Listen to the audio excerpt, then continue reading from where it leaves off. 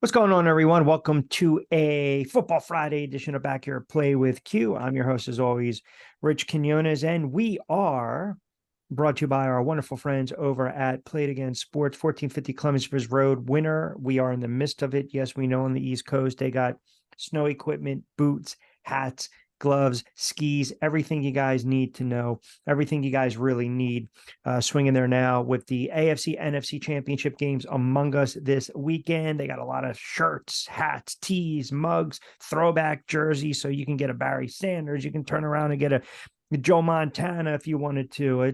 Whatever you guys like, check them out online. Just put in the location if the merchandise is available, the New Jersey store. And also, we want to mention that they also just opened up the great store in Livingston, New Jersey, which is right off of Mount Pleasant Avenue, Livingston, New Jersey, 449 West Mount Pleasant Avenue. So support local businesses. They just opened up recently. They're closing at 8 p.m. 7 days a week. They're open. Again, you give them a call, 973-436-6881. All right. So with all that being said, we appreciate their loyal advertising supporting the show as we welcome in our good friend Lloyd Vance, host of Lloyd Vance's Insider Football on 1029 The Game, Broad Street South on X at Lloyd Vance.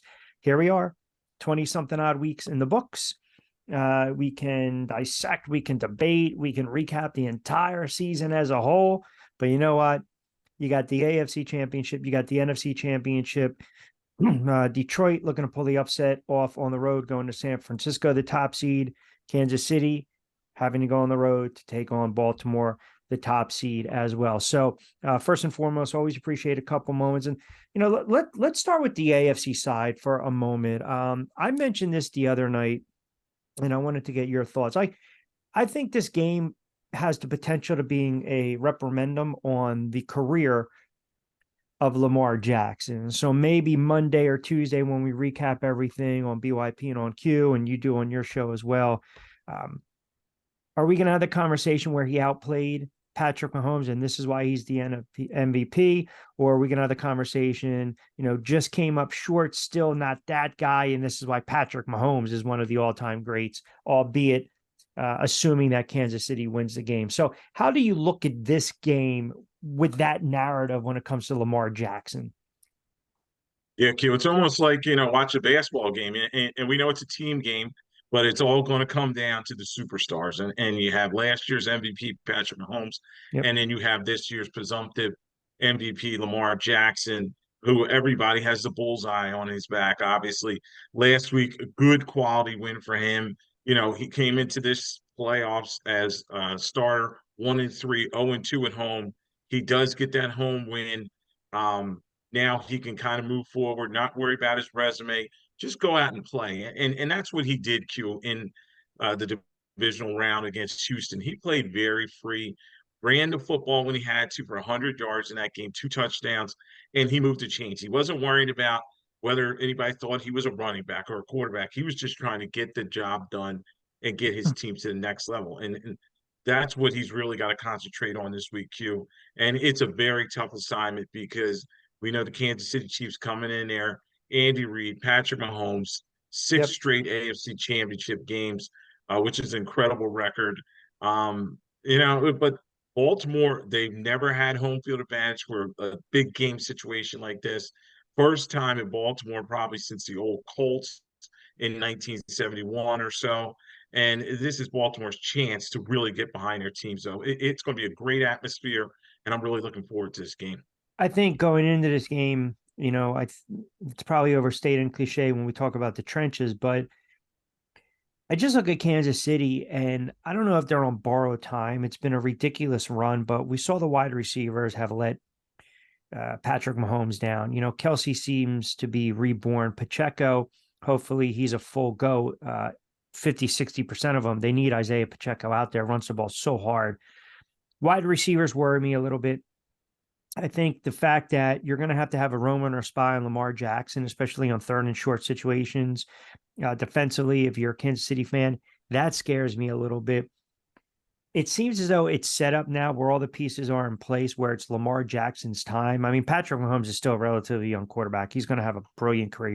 He's a Hall of Famer as we speak, which is crazy to think about it. But you alluded to 6 straight AFC Championship games, 6 straight full-time seasons in the NFL as a starter. It's remarkable. Spoiled franchise if you're a Chiefs fan right now. But I just think the matchup within the matchup, we know that the Ravens were a little banged up, but they've got some weapons. You almost get the sense too, like I feel as though there are some, forgotten, right? I mean, it could be a Odell Beckham type of game where he has his 4 or 5 catches, 76 yards and a touchdown. I feel he's almost like the forgotten man. I think this is set up for Lamar Jackson to really shine, exploit that secondary. And I'm concerned offensively for Kansas City that if you take Kelsey out of the game, you cannot get beat by Travis Kelsey. I think they'll stack the box and they'll dare Mahomes and those wide receivers to get separated and beat them. And I just don't know if that's the case. Yeah, Q. I've been back and forth on this one. As you know, in our preseason picks, I did pick up Yeah. the matchup of the Niners against the Chiefs in the Super Bowl, which is as crazy it seems, it still could come to fruition. But when Yep. I look at this Ravens defense, Q, you hit on it. They've allowed 16 and a half points per game, number one in the National Football League. They have playmakers all over that defense. And then I'm not saying the Chiefs offense has been kind of fraudish, but they're not hitting on all cylinders as they did when they had Tyreek Hill. And even when they beat the Eagles in the Super Bowl, you had all those drop passes. They led the NFL in drop passes this season. Uncharacteristically, Travis Kelsey had some drops in the wild card round. And you're wondering which Chiefs team is going to show up. So, with Pacheco banged up with the toe injury, with Joe Thuney, they're not sure he's going to play. He's their all-pro guard. He has a pectoral injury. And then their tackles have been very shaky all season, with penalties and false starts and just having some difficulty. So, I have to lean towards it. Obviously, the Ravens are a home favorite. They're 3.5-point favorite. Yep. And that there's for a reason, because their defense is hitting on all cylinders. And you talk about Queen and Roquan Smith in the middle, they're going to be able to spy Patrick Mahomes, keep him in the pocket. Travis Kelsey likes those crossing routes. They may be able to beat him up there. And Hamilton is one of the best safeties in the game. So going to be a fun matchup. And Lamar, you're right, has to lean on his weapons. And he's probably going to have Mark Andrews in this game coming Yeah. back from a Huge. leg injury. He's going to play in this game. Don't forget about the crazy name. You talk about an X factor out of nowhere. How about Dalvin Cook? They signed Dalvin Cook from the Jets, and he was in bubble wrap all that time, and he even got in the game last week late, had some good quality runs. He may get in this game and have his opportunity. So you have all these guys that want to prove themselves, particularly Lamar Jackson, and it's going to be fun to see if Mahomes and them can match up. But if you're asking for a pick, I'm going to change my mind. I'm going to go after my preseason pick. I think it is Baltimore's time. I think they win this one. And don't forget, this is a great kicker matchup, too. You have Yeah. Butker on one side, but you have Tucker, one of the best in the business. I think he makes a late field goal and sends the Ravens and John Harbaugh to Super Bowl. That's interesting. You mentioned the ground game. That's a good point with Hill, Edwards, and then the aforementioned Cook. You can see some misdirections when maybe Aguilar, maybe Odell Beckham Jr. Let's not forget about Flowers. So they have a ton of weapons, and Lamar Jackson's legs. We've seen what they've been able to produce stat wise already in the playoffs. He's already rushed for 100 yards. And we pretty much saw that in the Texans game. They ran for 229. So, if this is a team that's going to average 4.5, 4.8, 5 yards a carry, they're going to get in second and short. They're going to have opportunities to take some deep shots. Kansas City, they're a flawed team.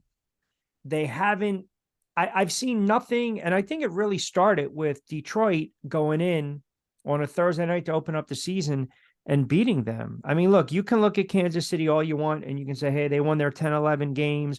They got over the hump. It was an ugly win over at Buffalo, but still, they have Buffalo's numbers.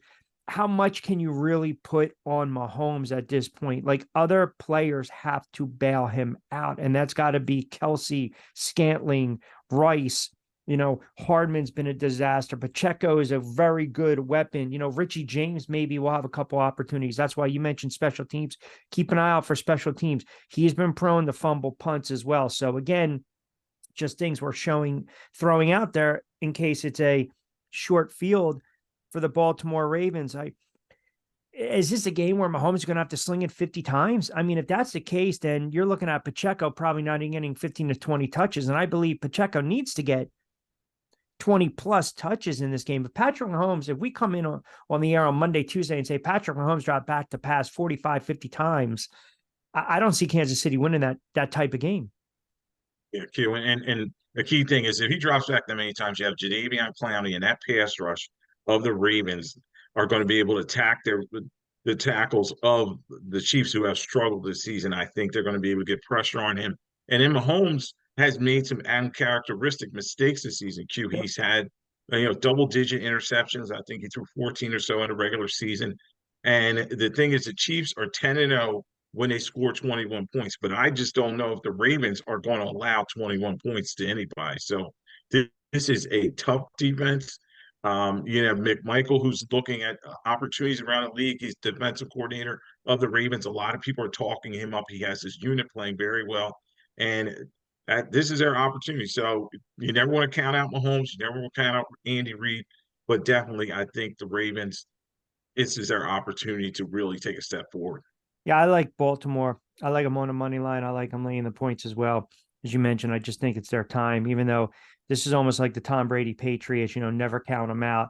I think we're in store for a really entertaining game. And then the NFC side of the ball, the Lions, the upstart, my Detroit Lions, my Super Bowl prediction, taking on the 49ers. And San Fran's laying 6.5, 7. Will probably settle about a touchdown.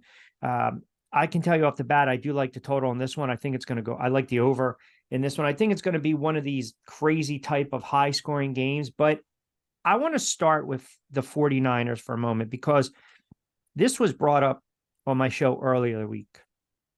And it was a really good point made by one of my handicapping insiders, the prop Professor Shine said, listen, you've got Shanahan, who's a really good head coach, but if this is a 24-23 type of game late, and he's thinking about going for it on 4th and 3, 4th and 4 to 40, where he decides maybe a long field goal or punt, he's shown that he can tighten up. Where Campbell is going to constantly go for it on 4th down. Like, I think it's funny when we watch these games now, and I mentioned it, I think I might have mentioned it with you with some of these head coaches, and you'll hear the analysts, what kind of play is that on 3rd and 9, a run up the gut? That 3rd and 9 run for 3 yards, for 4 yards, for 5 yards is setting up the 4th down. It's setting up the fact that they're going for it on 4th down, right? Sirianni did it. Andy Reid did it. We've seen it over the past. Shanahan has done it. Harbaugh's done it. Campbell's done it. So they're thinking ahead. Campbell's going to do that pretty much all game long. I mean, you might see another tackle eligible. You can see a fake field goal, a fake punt. He's going to pull out all the stops when it comes to that. He's aggressive. That's not going to change. Shanahan, I can see him getting a little tight in this game if it gets close. And that would worry me. We haven't talked about the X's and O's, but that would worry me if I'm a 49ers fan, because we've kind of seen them allow some teams to hang on when they had those bad losses. They got waxed. It was a bad loss against Cleveland, a bad loss against Cincinnati, but they were able to regroup. But, man, I'll tell you, I wanted to start with the head coaching and kind of the two different personalities and dynamics, because I can see Campbell being very aggressive, and I can see Shanahan, if it gets a little dicey and close, tightening up. Yeah, Q, and Campbell subscribes to that new NFL that we talked about. This is not Parcells and the old school guys back there. They're going to punt it and they're going to play defense all the time. Those old school guys. But now, you're right. They're looking. Most of these new coaches are looking at field position, and then they're using their analytics to kind of say, okay, we can get this first down in 2 downs rather than worry about just 3rd down efficiency. So, and he's aggressive. And this is a young team. They're believing in him. And the key guy, obviously, is his quarterback, Jared Goff. Jared Goff, last week, no turnovers, very efficient. He struggled kind of in the late mid-season with some interceptions and some fumbles. But when he's playing well, this team thrives on it. And then, first and foremost, they're going to try to set up the run with Gibbs and Montgomery. They're going to try to run that football downhill. We know Ben Johnson, he's the leader in the clubhouse. clubhouse right now for the Washington Right. Commanders job. He's their offensive coordinator, and he's a guy. He's aggressive. He wants to establish a run, and then he wants to go play action down the field. Amon Ross, St. Brown, and Laporta, their tight end. So great matchup here. Obviously, the Niners defense under Steve Wilkes has done a great job this season in terms of just utilizing their Mm, linebackers. Warner and Greenlaw are incredible. They play very well, Q. But their front line has a lot of big names on it, like Chase Young and yep. Randy Gregory. But these guys really have not been getting home lately. No. It's interesting. They're not getting the natural pressure that you thought that group would get. And then on the back end, the Niners, one corner, number 20, I can't remember his name, but he struggled, and last week he got beat for a huge defensive pass interference play down the field, like 40, 50-yard play. And over again, he was getting picked on. So I could see the Lions trying to attack him. It'll probably be a back and forth game. As you said, last time these two teams played was in September of 2021. Niners won 41-33.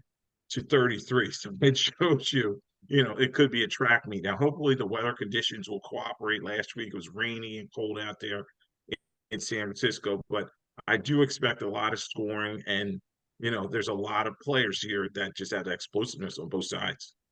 Yeah, it's funny too because you mentioned sometimes when you look at those third and fourth down type of plays, I mean, almost as a defense, you see guys get fired up on the stop on third down, but it's like, whoa, whoa, whoa, whoa. I'd rather them punt and go for it on fourth down because this is the new analytics. Now, you mentioned Parcells. I do want to point out, you go back to that 1990 championship when San Francisco was looking to three-peat at the stick, a game ultimately won by the Giants 15-13 on 5 Matt Barr field goals. Late in that game, I think Madden pretty much called it right before it happened. Parcells is going to have to pull out all the stops here, and boom, what happens? Fake punt, Gary Reason's right up the gut. It's one of the most iconic plays, in championship history, Giant history, which ultimately got them the field goal. And then obviously Roger Craig fumbled. They went down the field and Barr closed it out. And Summerall's words of there will be no three-peat. But I say that to say this. Campbell kind of reminds me of that type of guy. Like if they're down, you might see those aggressive plays. And it's a good point you bring up with Jared Goff because he's not turning the ball over. He's making the plays. They can run the football, man. I know they come in banged up. I don't know how much Ertz would potentially, provide them. They're going to have to run the football. They've got speed. And then if you think about what San Francisco does offensively, they're all about RPOs. They're all about misdirections. They're all about getting guys in space. Deebo Samuel, man, if he can't go, if he's limited, if he's banged up with that shoulder injury, man, think about it. Do you want to get hit? Where's that ball got to get placed? Over what shoulder do I have to adjust? I know I'm going to make contact or get hit every time. That is a huge loss, which means more pressure on the quarterback to get rid of the ball faster, more pressure on the quarterback to get other players involved, meaning Christian McCaffrey, meaning Kittle and the likes and their wide receivers. And San Fran is a very good football team. Let's get it out of the way right now, right? But I'm just looking it up. I mean, this is where you have to get, maybe a guy like Ayuk has a big game. So, San Fran's not coming in full strength, man. And I think if Deebo is not 100%, that's, I do believe it alters their offense, does it not? Yeah, you're right. And the key guy obviously is Brock Purdy, 25-4 as a starter. But if they have Deebo and Trent Williams, this team has played very well. But I'm hearing he's practicing, not practicing, maybe a game time decision. We know Deebo Samuel was very beat up at the end of that divisional round game. He was in street close. Obviously, that shoulder's hurting him a lot. So I may even think he may not play in this game. So if he doesn't play, that's going to be huge, Q, because he is the catalyst for that team. They use a lot of jet sweeps with him, end rounds, and then use RPOs off of him, and then help McCaffrey open things up. Maybe they have to lean more on McCaffrey. Last week he was just a one-man gang, and it seemed like he was running the football with authority with 2 rushing touchdowns. He had that long one that broke the game open. George Kittle had a touchdown last week. They're going to need him to step up in this game. We know that Detroit's defense is one that it can allow a lot of points. Their defense allowed 23 points per game. It's been something that Aaron Glenn and his unit have tried to work on, but Niners have to attack them. Purdy has to protect the football, but the key matchup obviously is going to be Trent Williams at the tackle position against Hutchinson. Hutchinson is a linchpin for that defense. When he gets the pressure on the quarterback, mistakes happen and sacks as well. So been back and forth on this one, but I think if Tebow doesn't play, like you were saying, I'm going to pick the Lions. I'm going to, I think the Lions really, this is like the Ravens. This is their time. This is their opportunity, and they have that coach that just seems to have that look, that feeling, and this team seems to be moving places. So we'll know later on today, if he's out there practicing. Again, it seems by all videos he is out there. He's working his way back from that left shoulder injury. But think about it. So my left shoulder, right? Every time I'm turning around and I want to catch it, the awkwardness, just can you deal with the pain? Can you be tolerant? If I'm going to get some hits, the matchup of C. Gardner-Johnson on Debo. If Debo doesn't go, the line to me is not going to drop. I think it's going to sit and lay right where it's at, and it lasts. And I'll pull it up because different books have, a little bit of fluctuation. I mean, it's sitting at 6.5, 7. I think the line is a little too high, to be quite honest with you. I picked the Lions to win a division. I picked the Lions to come out of the NFC, and I picked the Lions to go to the Super Bowl, right? I believe, Cincinnati and Detroit, but I do believe I had Cincinnati winning it all, not Detroit. But I can hedge right now if they get in, and I'll cash anyway. So for that reason alone, yeah, I'm going with the Lions. I do like them outright in this game.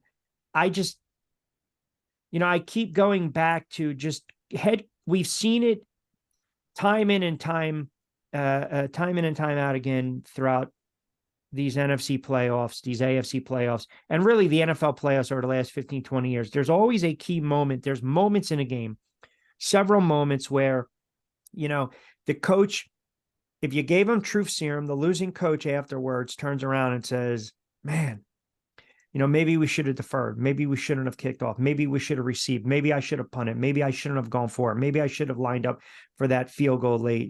There's 3 or 4 plays, and I believe we're going to see it early on Sunday in the AFC game, and then we're going to see it at 6:30 and play out in the NFC game. And I just don't trust Shanahan. I don't know if I 100% trust Dan Campbell, but at least I know what I'm getting from Dan Campbell, right? So if it's 4th and 3, I mean, think about it. If they're down 13-3, but it's a broken play and they're now down 13-3, they're trailing 6-3. It's a broken, busted play like years ago. I think Vernon Davis had against the Giants. Now all of a sudden it's 13-3. He gets all the way down to the 3-4 yard line. It's 4th and goal. He's going for it. He's not kicking the field goal. Shanahan, I just don't know if he has the confidence enough in his quarterback to deliver. And by the way, can we stop with some of these national talking heads? Why does everyone think that Brock Purdy is just garbage? I don't get it. The kid just flat out wins. Like, you're entitled to have a couple bad games. So address that. But first of all, do you agree with me where it coaching in this game is just going to be fascinating to watch? Yeah, it is. It is. And who's not going to get their panties in a bunch?